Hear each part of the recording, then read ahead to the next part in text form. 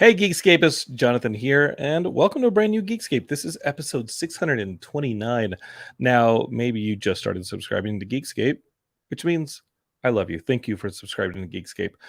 You may find that your feed has about 1,000 episodes in it. Well, that includes specials and panels from various cons, etc. So, um, yeah, you're going to have a pretty fat feed. That being said, listen to the episodes you want to listen to. Maybe it's a movie special with Ian Kerner. Maybe we go and do a deep dive on a Marvel Disney Plus show. Maybe it's a panel discussion that we had at LA Comic Con or at one of the other cons. Maybe it's an episode like the one you're going to get right now where we talk movies, video games, comics. Maybe it's an interview episode. But no, we're going to have Katie and our good friend Garrett Briones on this episode to talk about that brand new Thor Love and Thunder teaser trailer that came out, and I don't really know why it is so controversial. Just kidding. I do. It's the internet. People are going to bitch about stuff. So we'll talk a little bit about that bitching. We're also going to talk about the brand new video game that seems headed to the screen from Sega. You know, I love that Sonic too. Maybe we'll talk a little bit about the upcoming Nicolas Cage movie that hits theaters this weekend that I saw a little bit ago. What else can we talk about? Well, let me see. We got movies, video games, comics. I think we're going to cover all that stuff. TV. All right. Okay. The deck is loaded. I think we're ready to do a little bit of Geekscape. Are you there? Have you told your friends to check us out on YouTube, Twitch, Facebook, or shared this podcast feed with a friend? Maybe you texted to them and said, hey, you got to listen to this Geekscape episode. It's a lot of fun. It's informative. It's opinionated. And I think you'll like it. Take your time right now to do that, and I'll really appreciate it. Let's start it up.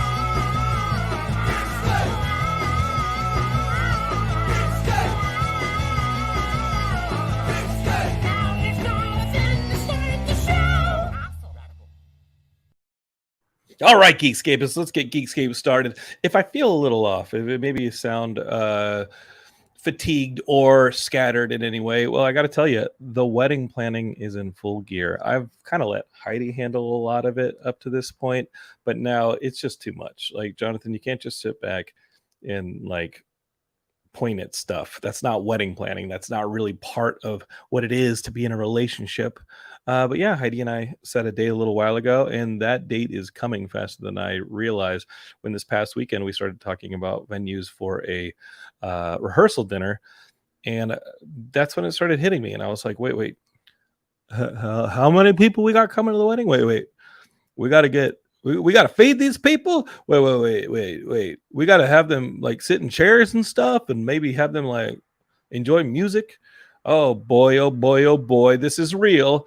Countdown to the wedding is happening. But I do appreciate your feedback. I'd love to hear what y'all think about Jonathan getting married 2.0, Heidi getting married 1.0. Not bad. But yeah, it's going to be a party, Matt Kelly says off of the YouTube feed over there at youtube.com/Geekscape TV.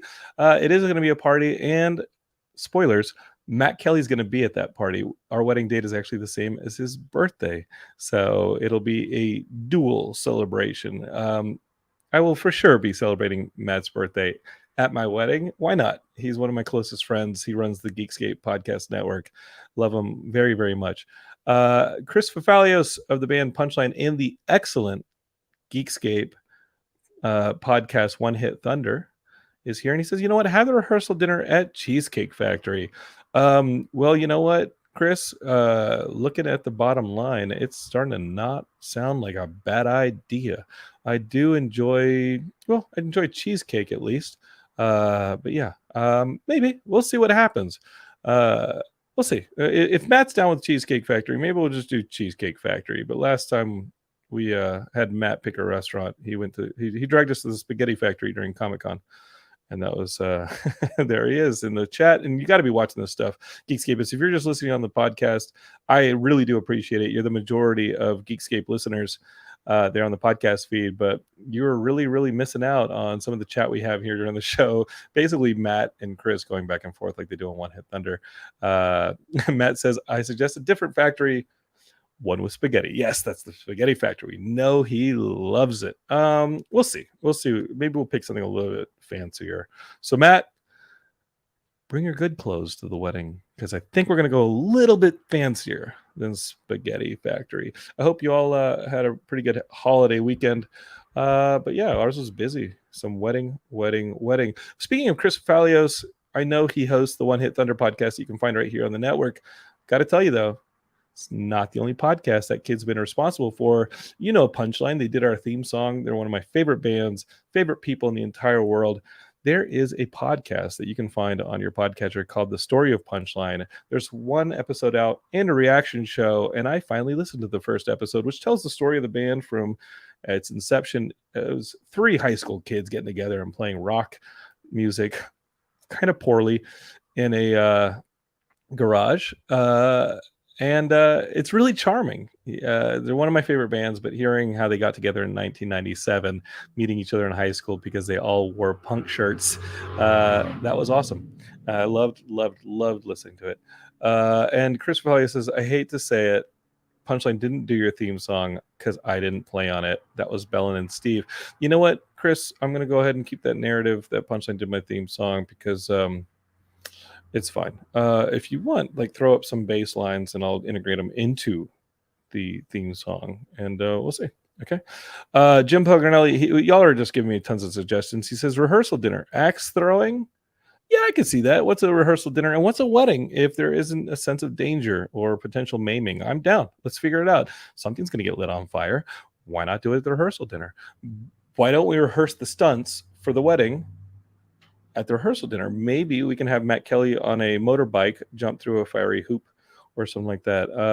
Chris Falios, I got to get the show going. I got to get Katie on here. I got to get Chris on here. But you got a great idea. He says we got to make you a new theme song. You know, I brought that up late last year, and people were not having it. Steve, your bandmate, the person who wrote this first song, said we got to get Geekscape an updated theme song. Let's go ahead and open it up. If y'all want a new Geekscape theme song, email me at jonathan@geekscape.net.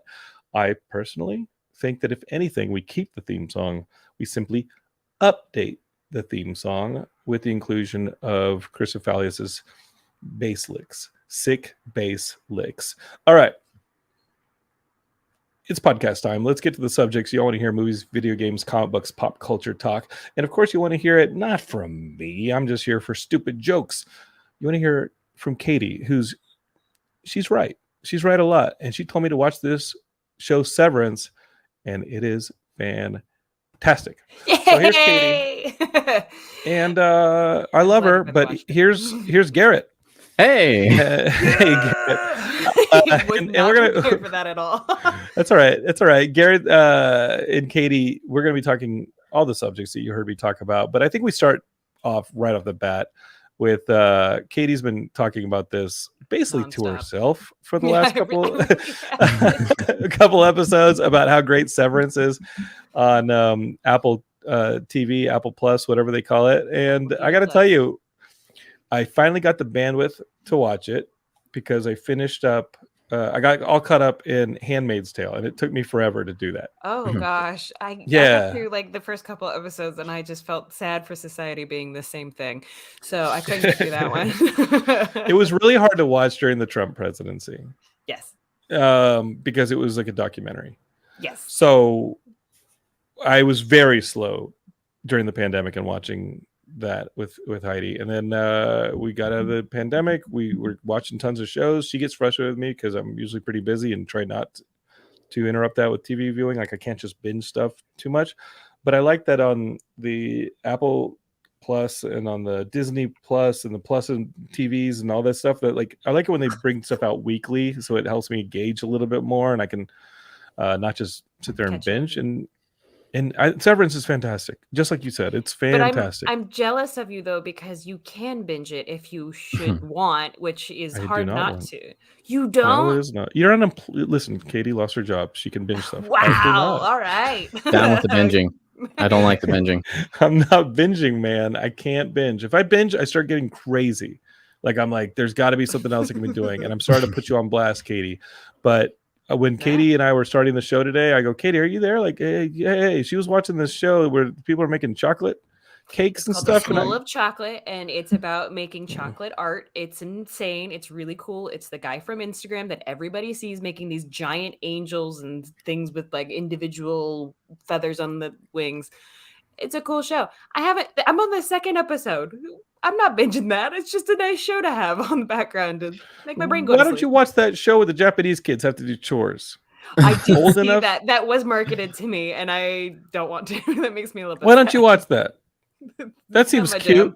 No, that seems up to your alley. Not Katie, mine. you gotta understand. I'm just way too busy to be binging stuff. I spend a lot of time selecting. You have time to watch children have anxiety attacks at a young age. I haven't watched it yet. Heidi started watching it, and she said it was just like too weird, so she turned it off. But most of my time is spent sending Katie reels of monkeys dressed like gardeners and like like putting plastic fruit in baskets. And I do like to send some silly ones to Matt Kelly as well. Garrett sometimes gets funny videos from me of people inappropriately, as I would call it. What were some good ones? There was a guy who was running on a treadmill, but he was on top of a squat rack, so he was holding not a treadmill, sorry, like an elliptical, and he was holding it up while doing that. And then there's another one where he was doing bench flies with an actual literal bench. And it was the most ridiculous thing I've ever seen. And I got to tell you, the way that guy's hanging with this bar under his arms, he's going to asphyxiate that major vein that runs up your arm. Like he's going to do serious damage to his arms. It didn't look fun, and it didn't look productive by any means. No, he's doing it wrong. And like we're saying that on Geekscape, we're telling you that like that guy's working out wrong. Like, that's insane. Well, hey, I mean, if you haven't heard about it on the Geekscape Games podcast, a lot of us are doing the Hero Trainer app at the moment, and we're getting all of our steps in and trying to get a guild going, guys. You know what? I downloaded the app. Did you? I tried it for a day. I deleted the app. Too advanced for it? I think I gave not enough miles. I need 20 miles a day. I downloaded the thing and it was like cap at 3,000 steps, and I was like, you have to build your character. I'm capped at 5 build the character up. Yeah. I dropped 14 miles on that motherfucker the first day. It had a nosebleed and the thing shorted out. And my hero ended up at like I went to check on it and there was a grave marker and it said your hero is dead. You killed your hero. You officially just killed him.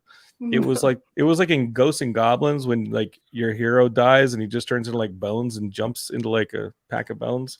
It was really sad. So how about this? Maybe you overshot the assignment because you have to build up the character first. Arc. Yeah, it's an arc of a character. I'm sure the narrative is pretty great in that game. The hero's journey. It's a hero's journey training. Walking. We're good. Mm-hmm.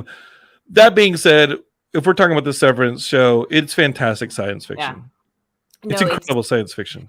But here's the thing that I love about it is that it's very grounded science fiction. Like it's a very not possible thing, but it's not out of the realm of like, what if? Like you put yourself in their shoes quite a bit of the time. Garrett, have you been able to watch this at all? I have not. I saw like 50 ads for it while I was watching Superman and Lois last couple weeks. But I very much want to see it. I like the creative team behind it. I've heard that it's Ben Stiller that directed it or they did it, correct? Yeah. First 2 episodes that I've seen and produced. Yeah. I heard a lot of people saying it was some of his best work, so I'm really wanting to check it out. Yeah. No, it is such an awesome mystery. Did you watch the whole thing? I know you're saying that you are doing like one at a time. Or how many episodes in are you in? You're 3? Okay. I've seen 3 episodes. Okay. Discipline is part of what.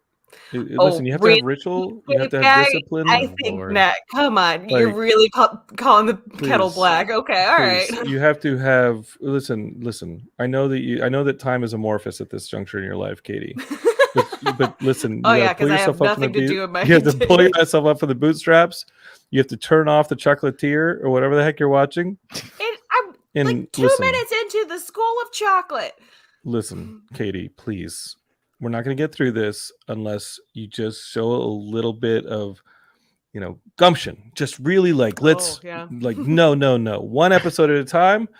And then old man Jonathan goes to sleep. That's really the truth. The truth is binge it. No way. My ADD kicks in and I start climbing the walls. Just not going to happen. That being said, Jim Paganelli wants to know, Garrett. He has this question is for you. He says, "Hey, how's that Superman and Lois?" I kind of gave up on the Berlanti verse a while back. Superman's my guy. So I think the show is great. It is.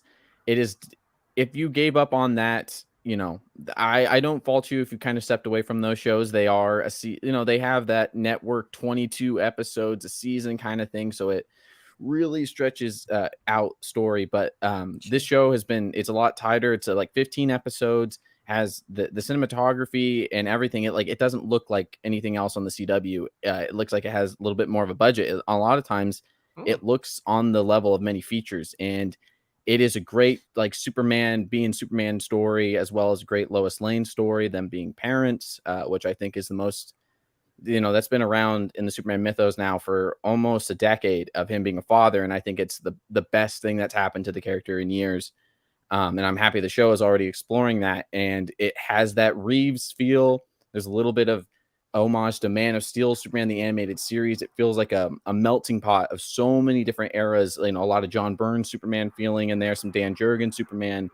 And it is just such a breath of fresh air. And if we're not going to get Superman on the big screen, it's so rewarding to have him and Lois week to week in this elongated arc. And I adore that show so much. Dude, you've sold me on it. Yeah, I've been so scared to get it. Getting tipping, putting your toe in the DC pool, you don't really know what you're gonna get. That's always been my kind of resistance in terms of DC properties, especially the television shows, because sometimes they can start pretty great and go pretty south. But this is changing my opinion of how I approach this.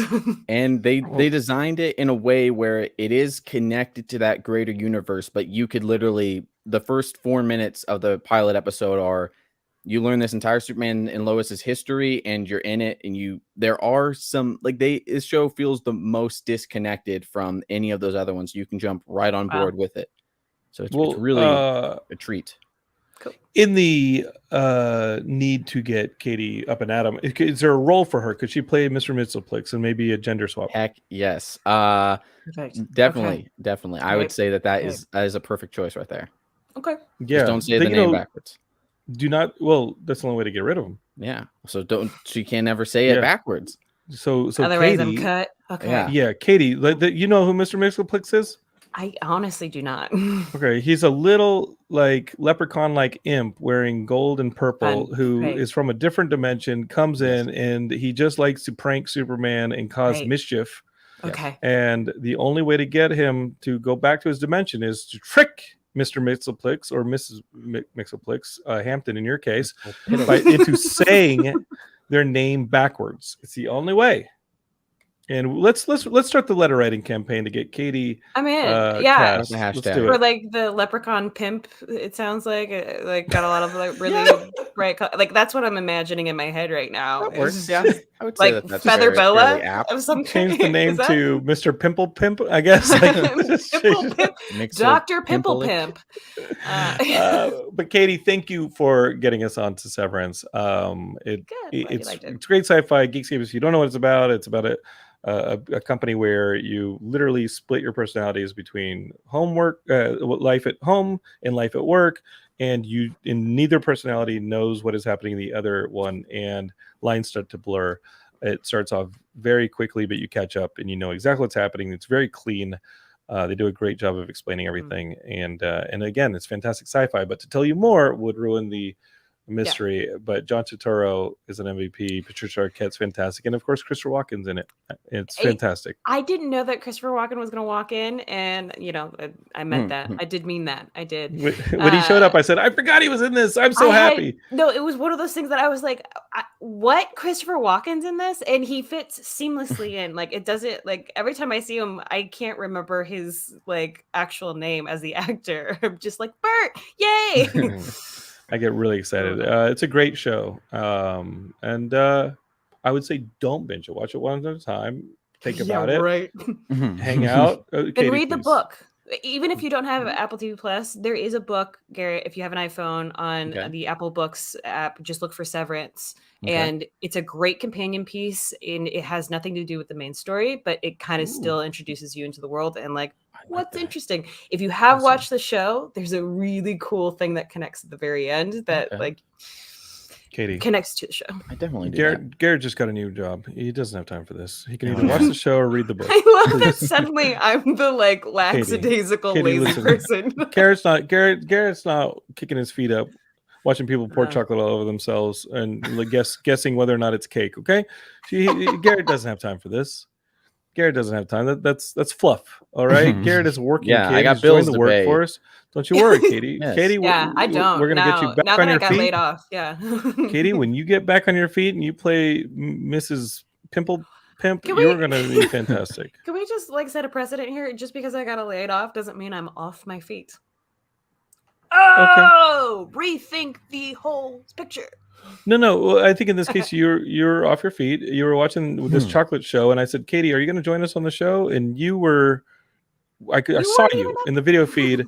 Your feet were up, and you seemed like you were pouring chocolate into your mouth. How dare I? How dare I get comfortable when there is work to be done somewhere?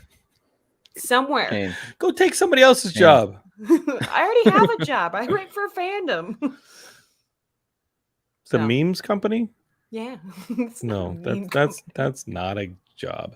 Okay.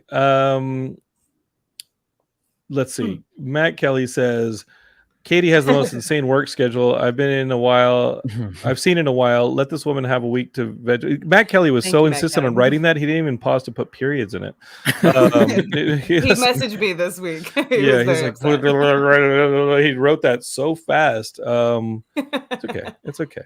And then Emily, I think I know who that is, says burn. I don't even know. Out of the stupid things that I've been saying, I don't even know what that's about. But Emily, thank you for watching. You're amazing.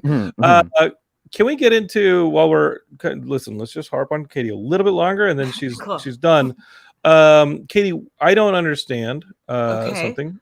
I don't understand many things, but here's the title of this segment: Moon Knight. Why is Katie confused? Okay, this is a trip of a show, and like not having any knowledge of the comics or anything about the character, this show does not hold my hand in any way, shape, or form.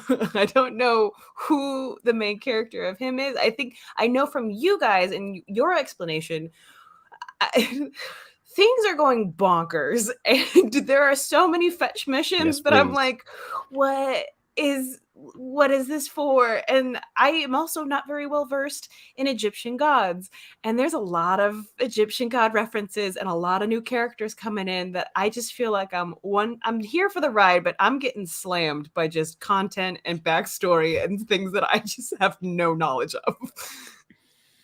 Garrett, what do you want to say to Katie? How do we even begin to clear this up? We just had Christian Blatt on the show last week. He couldn't do it. You want to take a stab at helping her out?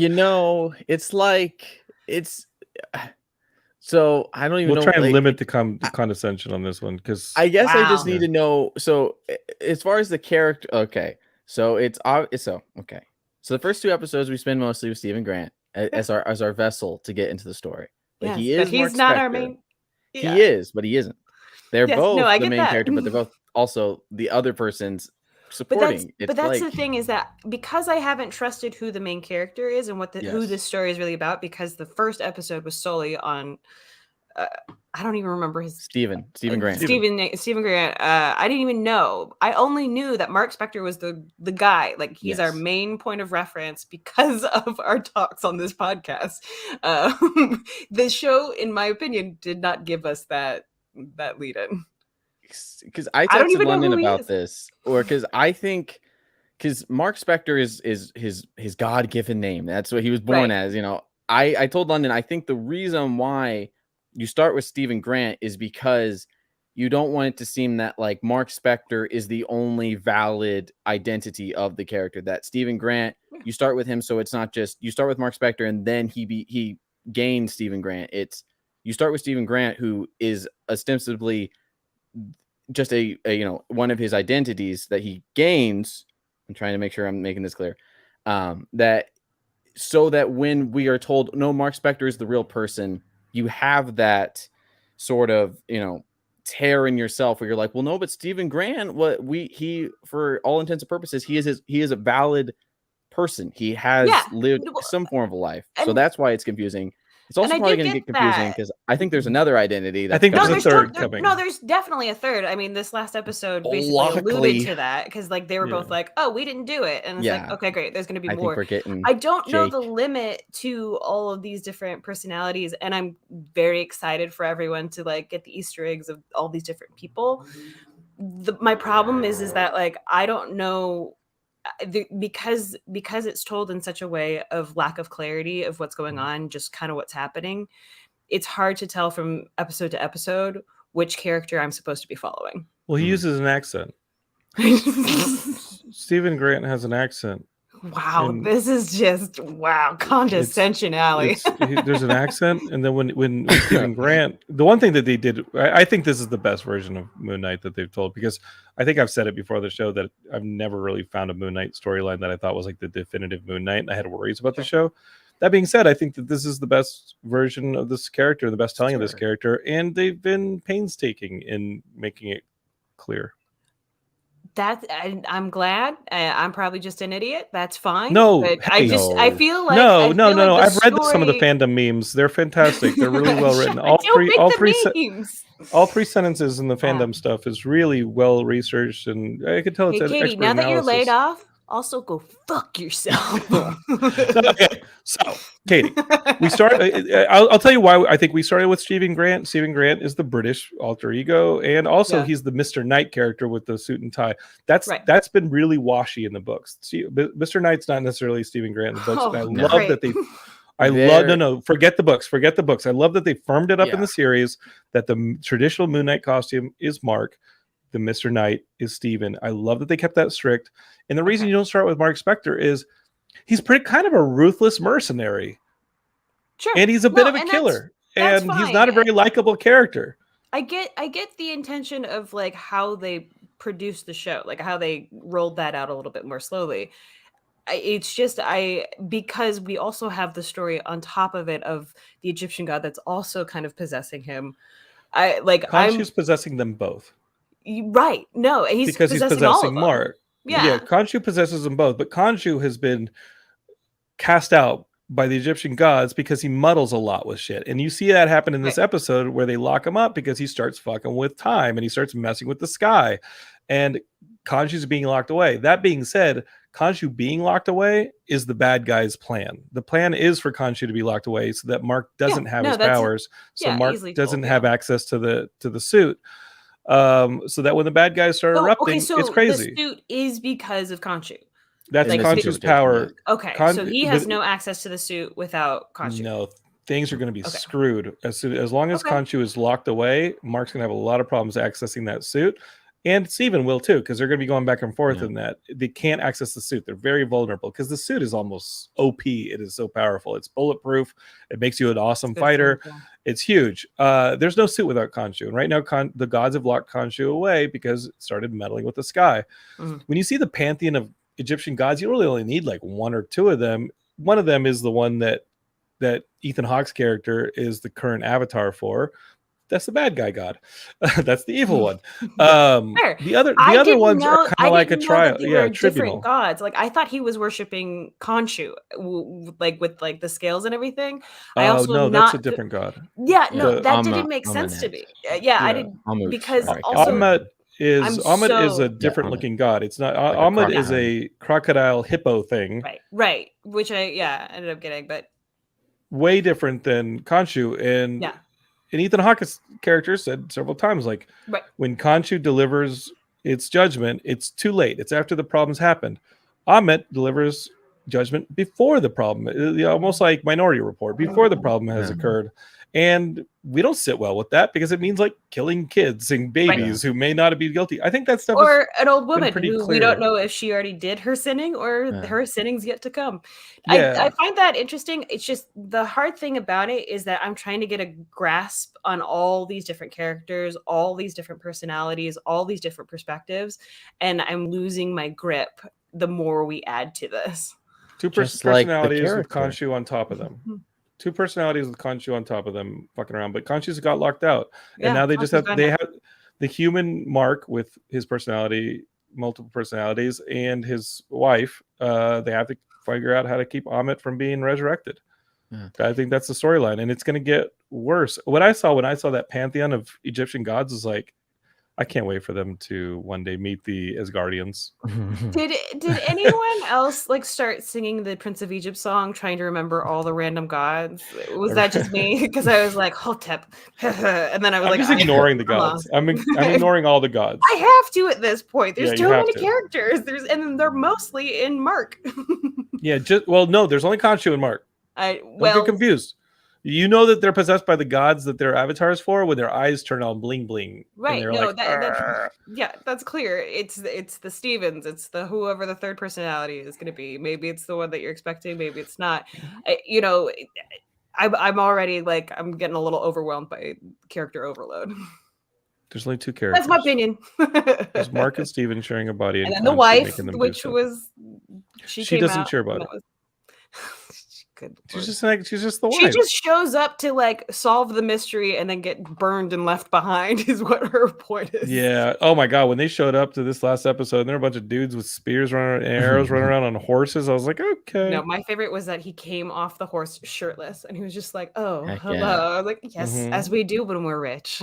Yeah, I love that they basically went to this like Egyptian strip club to find this ancient like piece of clue or whatever the heck it was in this thing. I was like, all right, cool. I'll go wherever you want me to go on this one, Marvel. You've done a good job so far because you were kind of redeeming Moon Knight for me.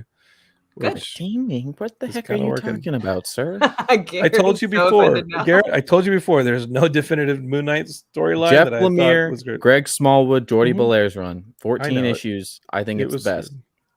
Yeah, it's fine. Or there is another run, I would say, but I don't really want to say the writer's name. But there is another run that is very. It's probably the reason we have this show, but I don't want to bring up the writer. But that it would be the 2014 issues 1 through 6 run. Right, but the art was good. Yes, just the writer's piece of trash, but it was really good. I think. Yeah. Can we talk real quick while we're talking about pieces of trash about how the X-Men are pieces of trash and how Katie should not watch the X-Men? Do not read X-Men, Katie. Sorry, Matt Kelly just added another show to the podcast. So Geekscape, let me just give you a quick. We've barely mentioned on the show before, but back in 1999 or 2019, back in 2019, two very different year. two very different, especially with the X-Men, very different eras. In 2019, Jonathan Hickman came out and he cleaned up the X-Men. They were in the middle of a reboot. He took 2 issues, and the issues stated this: the issues were that Moira McTaggart, who up to this point is not a mutant, is now she's suddenly a mutant. She can actually come back to life after she dies. But she remembers everything that happened in her life, and she restarts as a baby. So she kind of has a time travel aspect. So like if I died right now at my early 40s, I would go back to 1978 when I was born, and I would remember everything that I had up until this point, and I would start my life again with all that knowledge. She gets that, and so she knows how the mutant nation built by Xavier and the school and Magneto and Apocalypse and all those wars of the X-Men, she knows how it ends every time. So every time, and she's gone through like 10 lives of this, trying to improve the mutant or make sure that Xavier's dream exists or like survives. So that took a year to tell. It was really great storytelling, and it left us at a place where by the end of it, Moira has succeeded, and Xavier and Magneto together have built the mutant safe haven nation of Krakoa, and all the mutants, including bad guys like Mr. Sinister and Apocalypse, they are welcome there. And and all the X-Men and all the bad mutants are now have a new chance, because the bad mutants were only bad because humans hated them. So Magneto is now a leader of the X-Men, and he's on this he's like one of the leaders of Krakoa. You've got Apocalypse is the same, and now You have this quiet council, and it's 12 mutants, good and bad, who are in charge of making sure that this nation survives against the human threat on Earth. And it's not bad, pretty good. They can do all sorts of wonderful things. Some humans are threatened by them, some humans aren't. And it looks like Xavier's dream is going to survive. That being said, in order to protect the dream, the wheels are starting to fall off. Beast is in charge of X-Force, which is like a covert ops unit of like Domino and Wolverine. Their job's to do a little bit of the wet works to make sure that some of the stuff that has to happen to protect the nation of minorities like the X-Men, make sure that stuff kind of stays out of the spotlight, and they clean their hands of it, so Xavier's not blamed with it. So Xavier knows that bad shit is being done by Beast and his team, and Beast is definitely doing bad shit, like experimenting on things, like people and like humans, and like infecting people with stuff that turns them into mutants, and crazy shit that Beast is doing. He's absolutely a war criminal, and Xavier is totally like, yeah, I'll sign the checks on that stuff. And the thing is, they've also unlocked the ability to bring mutants back from the dead. So like if any mutant dies, they can actually be turned back. Their consciousness has been put in Cerebro. Xavier knows where they are. And let's say Wolverine dies on a mission. He's recently been uploaded before the mission. If Wolverine dies on the mission, they just give birth to another. They just reboot another Wolverine and put the consciousness back in. Yeah, is it the same they can all get respawns. Is it respawned as fully grown, or is it they have to go through all fully of like, grown? Just like, okay, they have like which 5 is mutants crazy in to me. work to do it. In the case of Wolverine, are they relacing him with adamantium every single time? That's a great question. Like he wasn't born with the adamantium, so when he No. respawns, why does he have the He should just have adamantium the on? bone claws and all that. He should just have the bone claws. They're like, hey, welcome back, Logan. Do you mind getting in the adamantium pool and getting adamantium painfully put back onto your exoskeleton? Okay, we're good. There's too many X-Books. That's the argument I'm about to give you. There's way too many X-Books.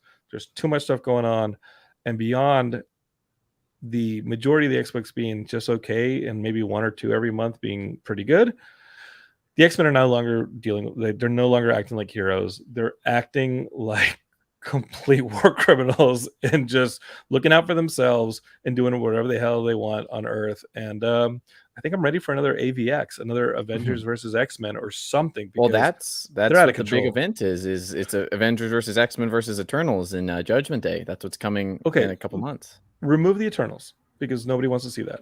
But Avengers versus X-Men sounds pretty good. Whoa. Okay, you talking comics or you talking movies? You're saying you want the X-Men to get spanked and get put in their place. That's literally what the book is. They're positing the question that X-Men could be deviants, and so the Eternals are gonna spank that booty, that X-booty, that war criminal booty. Listen, how far away from the microphone you did that? Yeah, there's currently a Karen Gillan, Ed Ribic comic book of the Eternals going on right now, and this can lead us into the Thor conversation about this new Thor trailer teaser. Are you enjoying that book? Are you enjoying your Eternals on the? To be fair, when the book started, I was nowhere near a comic book store. I am behind on it. I would like to read it. I've heard good things. But I wanted to say for the X-Men book, I'm enjoying what I'm reading. I mostly have to stuck to the main X-Men title and Excalibur. Those have been the 2 I've stuck with. I wonder, and I thought this ever since Hickman announced that he was leaving, when he was going to see the whole thing through. He always usually, he saw his Avengers run through, he saw his Fantastic Four run through. He didn't see his Ultimate runs through, and that will always hurt me in my heart. But that's a different story for a different day. But I wonder I think the idea is eventually the X-Men who now view themselves as gods essentially are going to have that Olympus is going to fall. But I think because Hickman left because so many other writers, I guess, had wanted to continue. They liked where they were in the story and they wanted to kind of stretch the Krakoa era out a little bit longer. And I just don't want the overall story to suffer because of it, because I don't want it to be like we're going to keep them bad guy, questionably gray characters for so long that when they eventually do turn back, it's going to be, unbelievable. Yeah, Yeah. I'm worried that we're stretching out this second act maybe a little too long before the fall. Beast is basically Dark Beast from Age that's exactly what I was thinking. This point. Yeah. Like, Beast is so irredeemable. He's so far from the jolly Beast that we grew up with, and now it's like if he just yelled like stars and garters, I'd be like, shut up, war criminal. Like, no. You deserve everything that's coming to you. You've experimented on everybody on that island. You've experimented on like rival nations. You're like, Beast deserves what's coming to him as the scientist in charge of a lot of this stuff being terrible. That being said, I agree with you. I think that some of the X-Men stuff is actually really good if you limit the books. My books of choice are X-Men because Jerry Duggan is a friend of the show. He's been on the panel with us. It's in the feed, Geekscape. Go search for it. I think he's a good writer. He's doing a great job following up what Hickman's doing. And I read the X-Force book because I got to keep my eye on Beast and like what trash moves he's doing as a horrible character. He's quickly become one of my least favorite X-Men. I feel like if his entire storyline was a reel, you would share it with all of us, like over and like all the cringy moments of like, oh, look at this war crime he just committed. He just injected a child with a sentient virus. Great, watch him do it in great detail. HD. Yeah, it's not fun. But yeah, I think the X-Men are due for a reboot. The sad thing about that is, and yeah, they're going to get spanked by the Eternals and the Avengers. And the Marvel universe at large. That being said, it was 2019. I feel like we just had a reboot, and the X-Men, this whole like Krakoa storyline of the X-Men, I think people will ultimately look back on it fondly because Hickman's stuff was so good. But another reboot, can we survive it? And they raced to like 9-10 books so quickly after those first two that it really watered down the line really quickly. The only thing I fear about a reboot is that it's just going to go back to, not go back to, but I think it's going to be, I don't want to say a cash grab. I'm trying to figure out how I want to word this. I just don't want it to go straight back to this. Oh, we're just going back to the school is back in session. All, we're all headmasters again. It's like, Square wouldn't be it's the way to go. I don't think it's possible that they do that because even if they get spanked, two major things have happened during this run. And I think those things are here to stay. They've terraformed Mars and turned it into the actual like new mutant planet. Academy. Like the X-Men, no, it's a planet of mutants. It is now, they consider it the capital of the not the Milky Way galaxy, but of our solar system. If you come to Earth, no, screw Earth. You're going to want to deal with Mars. Mars is now the capital of the solar system. They've changed that.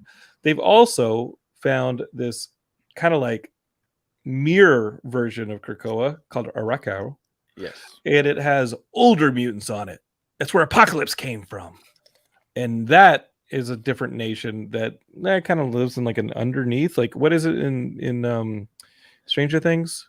The Upside Down. The Upside Down. It's like the Upside Down for mutants. And there's other mutants there. And I think that's two things that I think the Mars thing and that Arakau thing is two things that are going to stay. Yeah. No matter if the X-Men get spanked, but man, am I excited for the X-Men to get spanked because they are acting like a bunch of 4-color a-holes right now in these comics. It's hard to deal with. It's hard. Guys, Geekscape is like, this is what I deal with here. When I read a comic, I cry on the inside. Speaking of crying on the inside, have you read Twitter lately, guys, when you see this new Thor teaser and the reaction to it? Oh, yeah. So fantastic. I mean, wait, the reaction to it, are you talking about the trailer, the teaser trailer for Thor: Love and Thunder is fantastic. So much fun. Yeah, I'm so excited. Jason Aaron, it's a Ribic run where they have this. Let's just explain this. I know Garrett loves the storyline, but basically this might be spoilers for Thor coming up. But the storyline is in Thor: Love and Thunder, it's this storyline where there is this ultimate god that's going around kicking all the other gods. Like, how would you describe Gore? Well, he It's is. not. God No, he's killer, not. He's not a god. He is not. he's He not would be killer, right? offended that you he's call him a god. He would kill he's you. a for calling him worshiper. He's somebody who worshipped a god. The god failed him in his planet, and he went out and is like, all right, I'm going to go kill him. He killed his god, and then he went off to kill the rest of the gods, and it brings him to Asgard, where he's going to try and kill the fucking Asgardians. Yes. And when we first meet Gore, who's playing him? Christian Bale. Gore is super OP because he's killed a ton of gods, and you just see all these planets that have gone godless, and their religions have failed, and their gods have died, and now Gore has his sights set on the Asgardians, and that's what we're going to get in the movie. That being said, there's been a status code change. Thor, as you saw in the last Marvel movie with Thor in it, as you saw in the comics, Thor is no longer Thor. He's Odin's son. The hammer is no longer his. It's either been shattered or in the movie, but now in this one, Jane Foster wields the hammer, and guess what? She's also Thor. Lady and Thor. we're gonna get Natalie Portman as Thor. So there's a couple controversies, and you tell me, Garrett, which way you want to take this. There's a controversy based on the artwork, because I said Arabic's artwork's fantastic, but it's also being leaned on heavily in the teaser in the film. And there is the controversy of a bunch of neckbeards on Twitter saying that she's Lady Thor, she Thor, whatever she's Thor, but she's not Thor because Thor's Thor. How could she be Thor? Oh boy. Let's just agree that let's just agree that the teaser was awesome. I can't wait to see this fucking movie. I'm getting massive heavy metal vibes from this. Yes, it feels like it's gonna be fucking everything. awesome. Everything that that Chris Pratt's character always wanted to see himself as, and then Thor just comes in and is like, you know what? I'm retiring from like being a god. I might as well just do like some 80s rock and roll. It's awesome. I cannot wait for that dynamic. There's gonna be a lot of fun. But so we got this Thor: Love and Thunder. What do you say about this? Let's start with the Jane Foster controversy, because this is one that I was like, you idiots are out of your minds. The argument is they have to name her something else because Natalie Portman or Jane Foster as Thor isn't Thor, because Thor is Thor. How do you respond to that one, Garrett? Well, it feels like it is 2014 all over again. I remember when the book was coming out, I was so excited, and then everyone was, saying talking all their mess. It's purely like it's not even, they're not even hiding it, because it's like, okay, well, why is it okay that Donald Blake, the first person Thor was ever bound to, why is it okay that he was Thor? Why is it okay that Eric Masterson, who later became the character Thunderstrike, was Thor? Why is it okay when it's those beautiful blonde-haired white men? Why is it okay? But then, oh no, a woman goes by the title of Thor. Even in the book, Jason Aaron had to address that. He and Russell Dowderman, and I believe it was issue like 6 of that series. There's like 4 volumes of Jason Aaron's Thor. It gets very confusing, but it is worth the read. It's really good. Odinson straight up, Thor straight up tells her, you are Thor. I'm just Odinson for now. I got some stuff to figure out. I'm having a midlife crisis, and I need to figure things out. And it's literally, I feel like I remember this when I was 15 years old, having to deal with this. It's so, I'm almost 24 years old. And where did you fall when you were? It's like, it's so weird.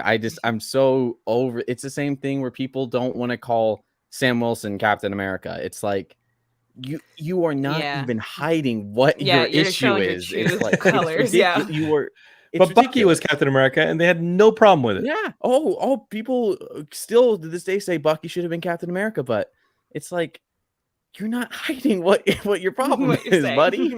Yeah, you give the mantle to a black man, and suddenly it's a problem. You give Mjolnir to a woman, and now you have a problem. Geekscape, if you're watching this on the stream, you can see the graphic I just threw up. You may not be able to read it because the font is small, but I'll explain it here for the Geekscape listeners. Right here, we have a panel where Thor is now Odin's son. He does the hammer doesn't respond to him. The hammer is now with Natalie. I'm going to call her Natalie Portman, but Mhm. Jane Yeah, Foster's yeah. Thor. At this point in the storyline, because it went on for months, and you don't know who the female Thor is. You didn't know who had the hammer. You didn't know who it was responding to, and then you find out that it is Jane Foster. In the comics, and I don't know if they're going to do this in the film. This would be heavy. In the comics, Jane Foster is dying of a cancer. Like she's going through like I chemo, think they and might be doing that storyline. that would be intense because it gives Thor something to lose. He's really like in peril. It would really knock him on his ass to see Jane Foster having to struggle with this. But when she picks up the hammer, she becomes Thor, and it kind of negates her chemo. Like the cancer's still there, but it negates her chemo, and she has to start it over again. So she really has to balance being Thor in trying to Going heal through this herself as a treatment, human. yeah. It's really a great storyline. But the panel I just threw up was where Odin's son, you know him, Chris Hemsworth is going to play him, sees the female Thor, we will call her Thor, and right there on the panel, and this has happened several times in the book, where she's clearly worthy. She's just whipped a ton of ass. And he says, that hammer has the power to destroy worlds or to save them. Carry it well, Thor. Odin's son says that. Chris Hemsworth says that. To the Natalie Portman Thor, she's freaking Thor. And as Jim Pellegrino brought up, and as I'll just go ahead and say this, I'm still getting married, but I definitely quoted it to Heidi yesterday in my argument because I was so irate getting off Twitter. Whosoever holds this hammer, if they be worthy, shall possess the power of Thor. It says right there on the damn hammer that if you pick this thing up, you're Thor.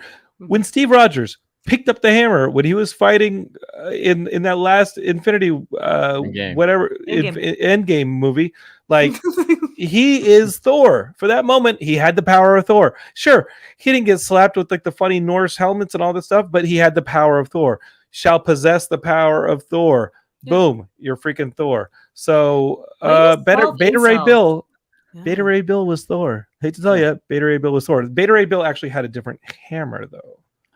I wanted to say something also. It's like, I'm not saying that Marvel did this in an attempt to negate any of that, but also there's a difference. Like Odinson in the comic, like Thor becomes Odinson because he's, like I said, he's having a midlife crisis. He gets his arm cut off. He loses his shirt suddenly.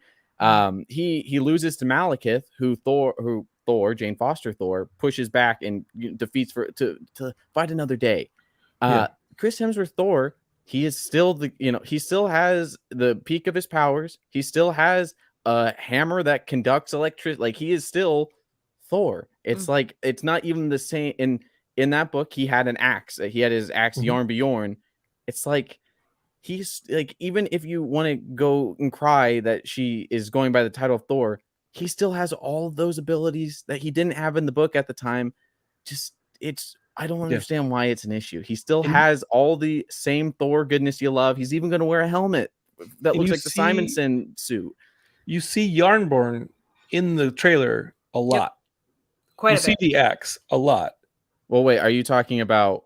No, it's not the axe. It's a different one. You see, he has Stormbreaker. It visually is based on Ultimate Mjolnir from the Ultimate comics, but it's called Stormbreaker to give it a name. But yes, so he's got Stormbreaker in the teaser. You see a lot of it. He's like piloting the boat with it and everything. And then you see Natalie Portman grab the Mjolnir and she's ready to rock. Who knows? Maybe by the end of this, maybe we'll have some Throg. And you'll see that a frog can have the power. I mean, if it's whoever's worthy, like obviously, like a dog could just go pick up Mjolnir and be worthy because it's a good boy. We could have a ton of Thor dogs. Cats, not so much. Peter Loki should do it. But no, Beta Ray Bill. I don't think Beta Ray Bill did have Mjolnir for a stretch. He did, and then he got the comic Stormbreaker. Yeah, which is also different than the on-screen Stormbreaker. The Stormbreaker that we get in the movie MCU is different than the one. It is exactly just Ultimate Thor's hammer, which is also an axe. Which when I first learned about Ultimate Thor and I saw that Mjolnir, I thought that was the most metal thing I'd ever seen. It's like, it's a hammer, but it's also an axe. It's the coolest thing I've ever seen in my life. Still is. That's what we're getting in the movie. Okay, the other thing we're getting in the movie is a lot of incredible vistas and imagery. And I'm bringing this up on the screen, but this one definitely created a bit of a controversy because ultimately Asaid Rebic's artwork is incredible. Here's some artwork that I put up on here of just some of the versions of Thor you're going to see throughout this storyline. Again, if you haven't read Jason Aaron, Asaid Rebic's Thor, it's beautiful on top of being really, really well written. But the one thing is, it is so well drawn and painted that at the end of the day, you end up seeing. Let me pull it up, but there is actually a problem in that a lot of the artwork is like panel replication of what was in the comic. I'm still looking Good for to it. know. Yeah. No, there's been a controversy in that when you compare the two panels together, it's almost like they lifted it right off the comic page. Yeah, they use it like a storyboard. Like it is. They used it like a storyboard. And this isn't the first time that's happened, is it? No, I would say it. No ideas. Yeah, yeah. I think that Disney and Marvel have done that a lot. They've done it in the Captain America movies. They've done it in several of the films where they'll take an iconic image from the comic and they'll replicate it on screen. Usually, it's an iconic moment, but in the case of this one piece of artwork, it is pretty much the exact same frame, and it's created a lot of controversy where people see it in the teaser and they're like, "Wait, are y'all not going to pay Asaid Ribic and the colorist for putting this together? Like this is literally what was in the comic, and y'all are now putting it on screen. And this movie is going to make $1 billion. How much did the artists see?" And it's a bit of a controversy. DC's addressed it in a bit. They've actually paid their artists, when the movie comes out, and they've thrown them some more money.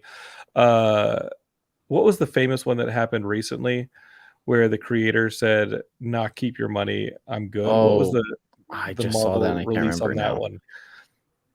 It's really recent. It was the creator of America Chavez. I can't remember his name, but it was he said that he saw what they offered him and he was like, he laughed at it. Joe Casey. America Chavez, you're going to get to meet her in Doctor Strange 2. You've seen her in the trailer. He cuts a bus in half to narrowly avoid it hitting her. She's going to be a major character in Doctor Strange 2, created by Joe Casey. Joe Casey was offered some money, and he said, "Nah, that's for his art." No, he wrote it. He's a writer, creation, character. So, I've heard that might be a pretty standard thing. A lot of that happens. But that's Hawkeye impressive that he said no. Well, In like the Hawkeye storyline, the Matt Fraction AHA run, like so much of the recent Hawkeye Disney Plus show was based on that run. Like, how can you avoid paying those people for their ideas? Just creating the bros. Pizza Dog. And that one's an even funnier case because Matt Fraction is listed as a producer on that show, but he only became a producer by happenstance because I think someone that was working on it was friends with him and they're like, "Hey, we're using stuff from your book," and he only is credited by happens. Like they weren't going to go out of their ways to say from the start, "Hey, come on the show and work on it." It's they do not compensate. Like when I saw this, I was really excited because I love Assad's work on Thor: God of Thunder and King Thor, but it was disheartening to immediately know what was that and Eternals. Yes, he's currently working on Eternals. I don't know if he's doing the art for Judgment Day. Actually, I think that's someone else. But I love his artwork. His artwork's amazing. It is. He's one of my favorite artists. And it is disheartening to know that like his work is being used as a storyboard. Yes, it's awesome that he can say, "Oh, my work was used in a movie," but he's not getting paid for it. And he worked tirelessly. He spends a long time on his craft, and he'll get a thank you and special thanks at the very end of the credits. And he won't be getting any sort of compensation for them using his work as a storyboard, essentially. Ed Brubaker created the Winter Soldier, and we knew how popular the Winter Soldier became, and the new Bucky cap and stuff like that. That's Ed Brubaker's work. I think I've talked about Ed Brubaker on the show and how anything he writes you should be reading. I just read the first 2 Reckless books, and they're fucking amazing. And there's 2 more. I think the 4th one's about to come out if it's not out already, but those are all hardcover books. If you're watching this, I have them right here, but these are the first 2. I'm And they're dying to read beautiful. those. It's Ed Brubaker, Sean Phillips. Sean Phillips and Ed Brubaker are the ultimate team up that do books like Criminal. And you should be reading every single thing that they work together on because they're a perfect dynamic duo. Speaking of team ups, let's talk about how Sonic the Hedgehog 2 was the best movie so far of the year. Just kidding. Katie did see everything everywhere all at once that we talked about on the show. I think that movie's fantastic. I think Everything Everywhere All at Once is actually the best movie of the year. It's mind bending, but I thought it was really fantastic how they very simply explained a multiverse. Like it was like something that like was tractable, and like as much of the chaos that's going on, such a clear through line of story. I don't know how they accomplished that. So the editing, the stunts need to have all the Academy Awards, and we need to broadcast only those. It was almost Moon Knight level of clarity. And no, but that being said, I know that the movie comes out this weekend. A lot of y'all will be excited about is the Nicolas Cage movie. Oh, I'm so excited for that one. Incredible burden, the unbearable weight of massive talent. This movie's a lot of fun. The trailer's a lot of fun. I don't know if I've talked about it on the show before. Went to an early preview of the show for Lionsgate, of the movie for Lionsgate. I got to tell you, the concept of the movie is awesome. Nicolas Cage gets requested to go and be a guest of honor to his biggest fan, who's Pedro Pascal. As he's on his way there, he gets intercepted by the CIA, who's like, "Hey, this guy is a big drug dealer criminal who's kidnapped somebody. We need you to go to undercover while you're there and find out what the story is and help us bring him to justice." Nicolas Cage gets there, befriends Pedro Pascal, because who wouldn't befriend Pedro Pascal? And ultimately, when he's being asked to bring him to justice, is like, "Hey, wait, this guy's like my best friend now." He worships Nicolas Cage movies. I'm on the down and outs, having to take a gig, like being a guest of honor at this guy's party for $1 million because I can't get a gig in Hollywood. The opening scene where he gets rejected by a director to set up that Nicolas Cage is on the down and outs is amazing. It's a real director that he's worked with. It's a fantastic scene. I was laughing my ass off. And of course, seeing Nick and Pedro Pascal back and forth, in Nicolas Cage playing himself, and just the absurdity and commentary about his career and the whole meta nature of it is a lot of fun. That being said, about an hour in, that's the joke they got, and you want a little bit more meat on the bone. I didn't find it to have any more meat on the bone beyond that joke, and I just wanted things to wrap up in like an escalated manner, but it just delivers exactly what it needs to deliver for it to be fun. I would say this is a great matinee movie, and it's the joke repeats a lot. The joke of, hey, how crazy is this that Nicolas Cage is playing Nicolas Cage, commenting on Nicolas Cage. I wanted it to escalate into a better story that had like really suspenseful pieces to it, and I did not want to see the ending coming a mile away, and I did, because it was just checking a lot of boxes, and I don't like it when movies check a lot of boxes. So I would say if you're going to watch this, I think it's an excellent matinee. I think it's a fantastic VOD. I think it's a shit ton of fun with your friends who love Nicolas Cage and just love fun movies. It is a fun movie. Johnny, did you call it a popcorn movie? Oh, it's a great popcorn movie. Yeah, it's a fun movie. I'm not gonna diss it too much beyond saying Johnny just wanted a little bit more out of it, just a little bit, maybe one more rewrite with looking at the second act and the third, just a little bit more rewrite. But it was fun. It's super fun. There's gonna be another fun movie coming out soon. It's not gonna be coming out soon, but as I profess my love for Sonic 2, I just have to say the fact that today in Deadline we learned that there's going to be a Streets of Rage movie from the writer of what was these Keanu Reeves movies where he's whipping everybody's ass? John Wick. We got one of the John Wick writers. Fantastic. And he's doing a Streets of Rage movie. If you're too young. You're just too young, Garrett. You don't know about the Streets of Rage. I know of them, but I do not know them. There's 4 Streets of Rage games, but really we're talking about the first Streets of Rage. And Streets of Rage, like how when you're like a middle school kid and you got your Sega Genesis, how are you not going to play a game that has a cover art that looks like this? You're going to play the shit out of that game. All right? Like, let's just face it. You're going to play the hell out of that game. And Streets of Rage is just a beat 'em up. It's like Final Fight. It's like Double Dragon. It's just like a side-scrolling beat 'em up. in a city that absolutely fucking nobody should live in because there's people popping out with machine guns in every window and like motherfuckers throwing dynamite out of like manholes and shit. Like, do not live in the city. If you are living in the city where Streets of Rage takes place, you're an idiot. Like, you should have moved out a long time ago. But Streets of Rage, the news was today, and I put it up on the Geekscape Forever group on Facebook. Hell yeah. Streets of Rage is getting a movie from the writer of John Wick and the producers over at Sega of Sonic the Hedgehog 1 and 2. Hey, that's great. That's so huge. It's like the Segaverse is coming. Oh man, it seems like it. The Sega CU is coming. Who do you think? Who would be your dream cast for this? William Zabka. I mean, it clearly looked like William Zabka in the box art, but I don't know. I mean, I don't care. It's just gonna be a bunch of people whipping ass and then beating up people in like hockey masks that are dressed like the Warriors. Like, yeah. Do you it's think literally they can like avoid the Mortal Kombat isms? Yeah. Okay. Mortal Kombat's a tournament movie. This is a make your way through the streets cleaning up trash as you try and beat up every crooked person in the It's city. the which raid, is but everybody. horizontal. Dude, this is totally the raid. This movie is everything in the city will kill you. I don't know why you live here. Let's kill them first. Gotcha. That should be the plot of this movie. And it's John. I mean, John Wick is a pretty thin narrative. I think we're watching John Wick because the fucking stunts and the choreography is amazing. Yeah. I think this will be similar. I think it'll just be like a pretty thin story, but everybody just whipping a bunch of people, and it's gonna be fun. And then at the end, there'll be a mid-credit scene for how the Sonic universe joins it. You get a bunch of fuzzy animals.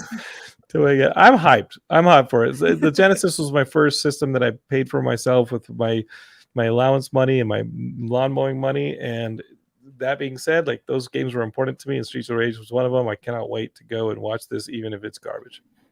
It won't be garbage because the John Wick movies are good. This will be awesome. This movie's gonna be awesome. And if it's not, oh no, go back to this episode. Do you have? I mean, you're an elite gamer with your Fortnite, Katie. Do you not remember Streets of Rage? That's actually the Sega years were stuff that like my cousins had or friends had. I didn't get to go like full dive into the Sega universe. I had Nintendo OG, and then I had, after much begging, finally had N64. Oh, and then didn't have anything until like well after the PS3 had come out. I finally got a PlayStation 2. Bought it with my own money, and then after that, I kind of regained composure and I got back on the wagon with PlayStation 4, Xbox. Okay, I've got this Genesis Mini here. Oh, you got the Mini. I think Streets of Rage is on it. Oh my God, and I think we gotta get you to play it. I think you gotta come over to my house. We gotta. I'll stream it. Yeah, I'll stream. I got time.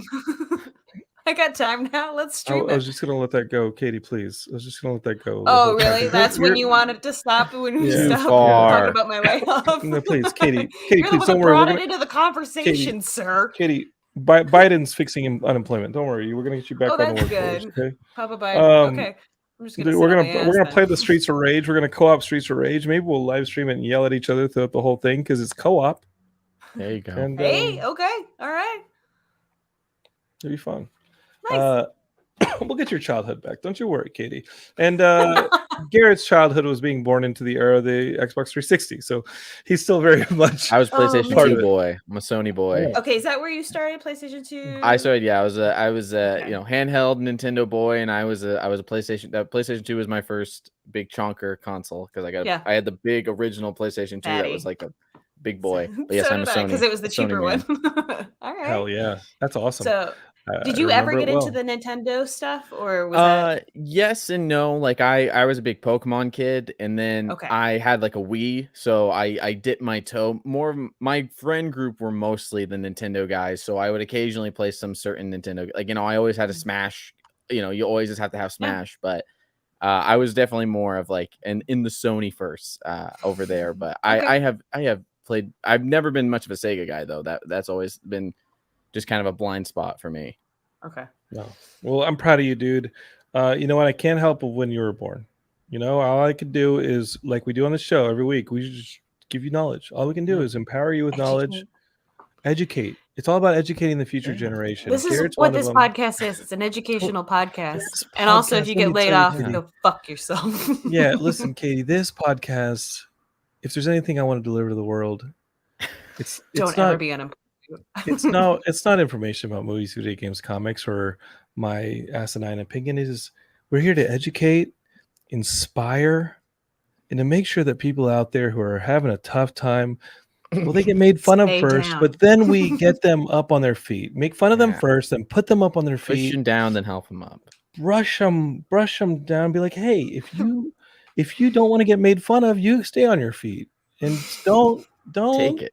don't be a bum. Don't lay there and pour chocolate in your mouth while Jonathan sends you endless reels throughout the day of monkeys doing yard work. Like that is what I do. Sometimes I'll send you a picture of some dude trying to do a backflip and racking his nuts. Sure. That's what friends are for. But we're productive here on Geekscape. We have a real message. We really try and help. We really try and help people here. Make sure that we're productive members of society. Fuck. Wow. I almost convinced You myself. didn't even believe that. There's not much I believe in, but I do believe this. I believe that we started a podcast, and every week we talk to you about movies, video games, comics. We believe that we have 20 plus shows on the Geekscape network. This is only one of them. So what I would believe you're going to do now is you're going to put a little belief in the system, and you're going to go and you're going to hit 5 stars on this over on Apple Podcasts. You're going to leave a little review. It says Jonathan talks too much. That's fine. I don't care. Just leave the 5 stars. That's the important part. And you're going to say Katie's amazing. She should play Mr. Mxyzptlk in the brand new Superman and Lois. And you're going to say all sorts of stuff. I don't know what else you're going to say. Just share this with your friends, for goodness sakes, because it's important. We give you a service free of charge, and I think it's valuable, kind of. So, subscribe, follow Katie on social media. Sassy Pants. At L Sassy Pants. You can't find me at my job, so find me there. Oh shit, she's amazing. She's amazing. I love Katie. She's just like, all right, if that's where we're going, By the way, if anybody has any PA jobs or producer jobs, you are. I went to my old Machinima pals and I was like, if you need a PA, your talent. You're in front of the camera only. In front of the fucking camera only. I don't want you carrying a bunch of C-stands. Bullshit. I'll be a grip. Right. I'm tall. No, you will not. And then this kid right here, Garrett, you're going to follow him on Twitter. And you're going to go listen to his show, The Masters of Media. I'm on Twitter at Garrett S. Briones. I have Masters in the Media on the Geekscape Network. I just came back after a little hiatus. Going a new way with the show. Today's episode dropped today. I talked about creative burnout and I talked about Moon Knight comics. And going forward, we're going to talk about stories. We're going to talk about themes, and we're going to talk about what inspirations we can take from other stories, what kind of ideas we can maybe implement into our own. And that leads me to May 17th. My podcast is now becoming bi-weekly. May 17th, I'm starting a mini series on Jason Aaron, Assad Ribic, Russell Dowderman, and Mike Del Mundo's Thor run. I'm going to break up it into 4 or 5 volumes, and I'm going to talk about the whole series, the idea of unworthiness, what are gods, all this stuff, breaking down all the themes. How can we implement it into our own work? So go listen to Masters of the Media, wherever you listen to good old podcasts. Hell yeah. That sounds like a quality show. Holy shit. Yeah. It's amazing. Well, Geekscape is home. Keep you. Go subscribe to that right now. And share this with your friends to be like, hey, they say some really inspiring stuff at the end. It might actually move you. We love you, Garrett. Love you, Katie. Thank you so much for listening to this. Geekscape that's me, long-winded. And we'll talk to you next time. We're going to have tons of stuff. We got Doctor Strange. We got the conclusion of Moon Knight. We have tons of stuff to talk about here in the next coming weeks. So we'll be right here. So thank you for being a part of it. Geekscape forever. Over and out.